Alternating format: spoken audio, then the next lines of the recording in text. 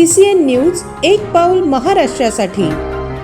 बुलढाणा जिल्ह्याच्या चिखली तालुक्यामध्ये काल सायंकाळी झालेल्या वादळी वाऱ्यासह मुसळधार पावसाने तोरणवाडा येथील शेतकरी रवींद्र खराटे यांच्या 2 एकर शेतात लागवड केलेल्या पपईचे पीक उद्ध्वस्त झाले। वादळी वाऱ्यामुळे 65 पपईंची झाडे जमिनीवर उलमडून पडली आहेत। यामध्ये जवळपास 1 लाख रुपये उत्पन्न अपेक्षित असलेल्या 100 क्विंटल पपईचे नुकसान झालं। तालुका कृषी विभागाच्या पथकाने शेतात जाऊन या नुकसानीची पाहणी केली, तर झालेल्या नुकसानीपोटी शासनाने आर्थिक मदत करण्याची मागणी शेतकऱ्यांनी केली आहे। काल वारवदनानं पपई झाडं तुटून पडले, तर ते साहेब लोक आले ते पाहून गेले।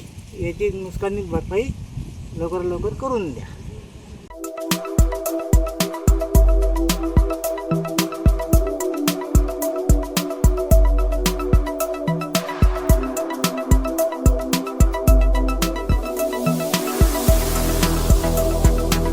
तसेच आपल्या भागातील महत्त्वाच्या बातम्या पाहण्यासाठी CCN न्यूज डेस्क चॅनलला सबस्क्राइब करा आणि बेल आयकॉन प्रेस करा।